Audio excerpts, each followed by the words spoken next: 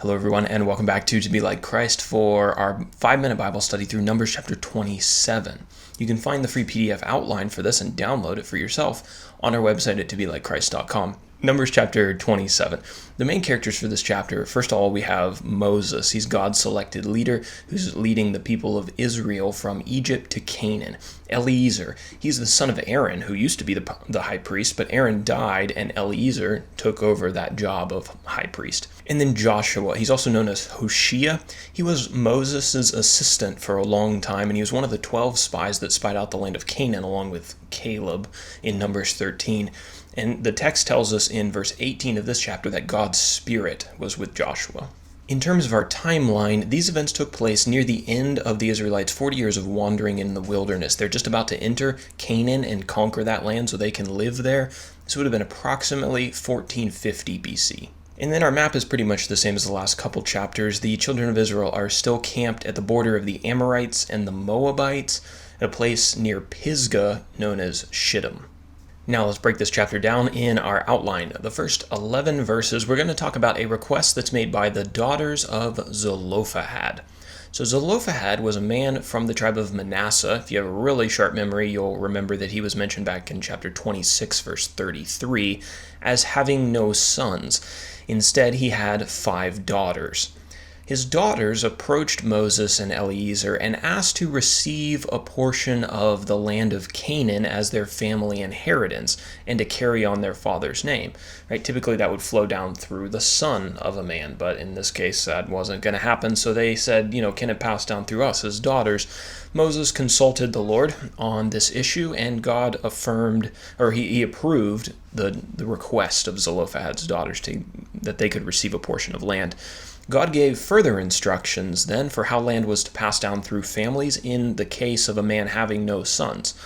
So if a man died without a male heir, his land was to go to his daughters. If he didn't have any daughters, his land was supposed to go to his brother. If he didn't have any brothers, the land was just supposed to go to his closest kinsman.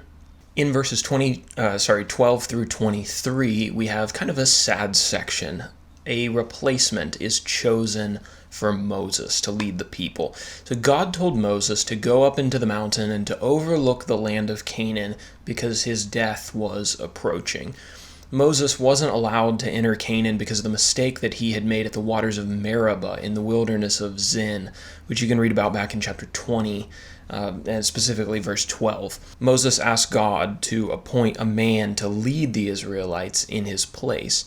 So God appointed Joshua, Moses' longtime assistant, to lead the people alongside Eleazar, the high priest.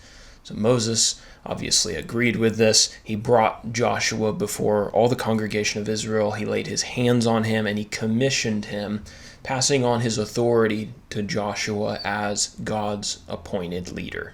So that is chapter 27. We're getting towards the end of Moses' life. We're definitely going to read about him in the book of Deuteronomy because it's not all in chronological order, but we'll talk about that later.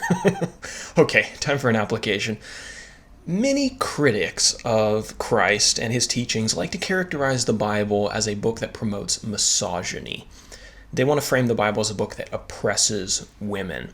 But many of those same people refuse to acknowledge texts like the passages about Zelophehad's daughters and what God did for them. The rights that were afforded to Zelophehad's daughters were probably revolutionary for the time because in many, many ancient cultures, women were not allowed to inherit anything from their fathers. It all just went to whatever male heir was the closest, and oftentimes they couldn't own land or property. When you think about it, it's pretty ignorant to suggest that the God who created and values women now chooses to oppress them.